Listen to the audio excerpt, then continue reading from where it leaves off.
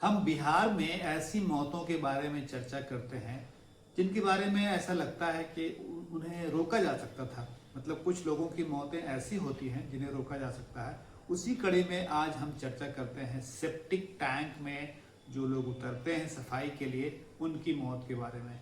आमतौर पर आप सुनते होंगे कि आमतौर पर मतलब कुछ कुछ समय के बाद कि कुछ लोग उतरे, एक आदमी उतरा पहले सेप्टिक टैंक में, वो जब लौटा नहीं उसकी आवाज़ बंद हो गई तो कोई दूसरा उतरा उसे बचाने के लिए, उसकी भी आवाज़ जब नहीं मिलने लगी तो कोई तीसरा उतरा।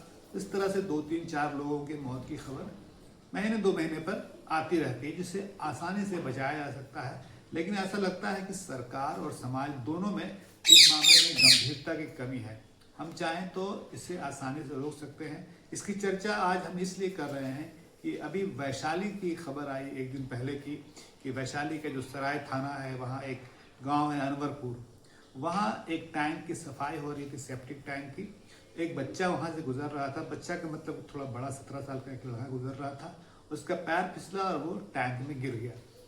उसके बाद जब उसकी आवाज़ नहीं मिली तो बगल के एक साहब आए, वो नीचे उतरे, उन्होंने सोचा कि इसे निकाला जाए, लेकिन उनकी आवाज़ भी मिलनी बंद हो गई।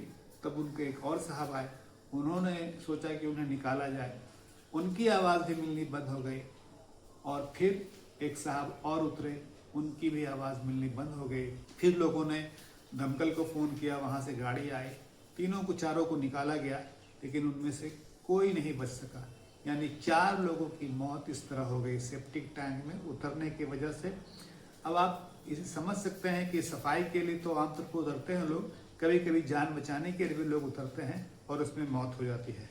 ऐसा क्यों होता है, इस पर गौर करना ज़रूरी है और इससे कैसे बचाया जा सकता है। मिसाल के लिए वो जो दमकल बाद में पहुंचा, वो पहले पहुंच सकता था या उसे पहले बुलाया जा सकता था, उससे मदद ली जा सकती थी।